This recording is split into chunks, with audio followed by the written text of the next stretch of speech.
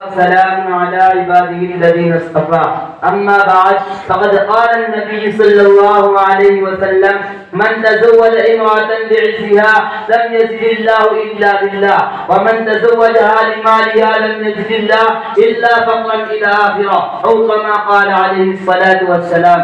صدر محترم اور گرام قدر سامعین کرام، اس وقت میرا معزز سخن ہمارے معاشرے کا وہ ناسور ہے جس نے زندگی کی بنیادوں کو ہلا کر رکھ دیا ہے، سینکڑوں ہزاروں گھروں کو تباہ و برباد کر دیا ہے اور کتنے ہی جذبات کو مسل کر رکھ دیا ہے. وہ بیماری جسے آپ دہیز کے نام سے یاد کرتے ہیں. میں نے خطبے کے بعد ایک حدیث شریف پڑھی ہے، اس میں حضور پور نور محمد عربی صلی اللہ علیہ وسلم کا پاک ارشاد ہے، جو شخص عزت حاصل کرنے کے لیے شادی کرے گا تو رب الجلال سے شخص کو ذلت کے سوا کچھ نہ دیں گے، اور جو شخص مال کے لالچ میں شادی کرے گا اس کو فقر و فاقہ اور تندرستی کے سوا کچھ نصیب نہ ہوگا.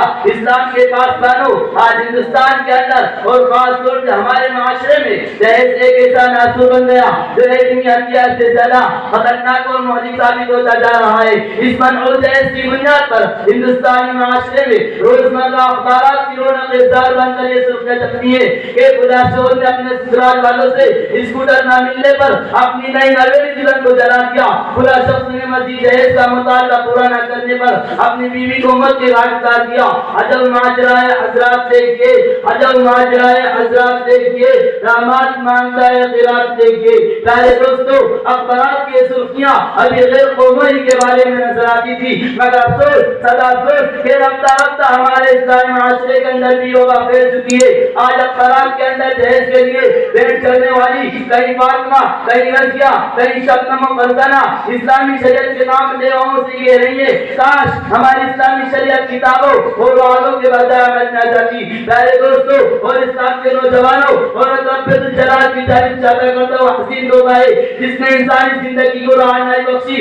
اسی عورت کے دم سے نظاروں میں خوبصورتی پیدا ہوئی.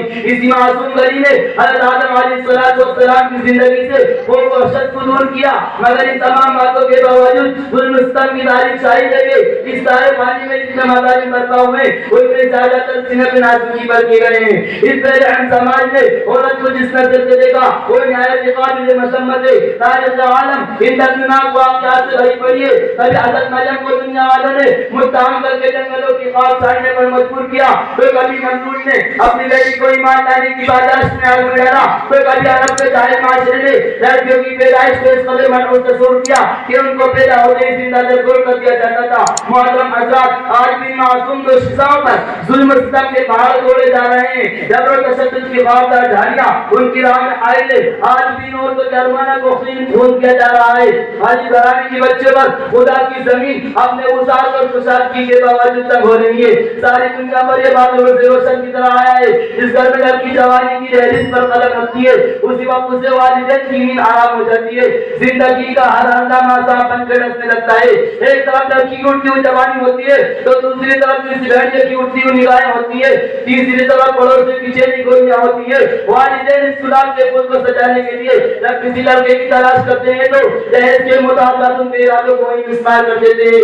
ارے دہیز کے ٹھیکیداروں، کان کھول کر سن لو، ذرا دیکھو، سید الانبیاء تاجدار بطحا احمد مجتبی محمد مصطفیٰ صلی اللہ علیہ وسلم کی پیاری اور لالنی بیٹی حضرت فاطمہ رضی اللہ عنہا کا اپنے مسلم کے انداز سے ہوتا ہے کہ جسموں پر جو چادر اس میں 16 پیوند لگے ہوئے ہیں اور بنت رسول ہونے کے باوجود پیادہ باشر خدا حیدر کرار رضی اللہ عنہ کے گھر کی جانب روانہ ہو رہی ہے.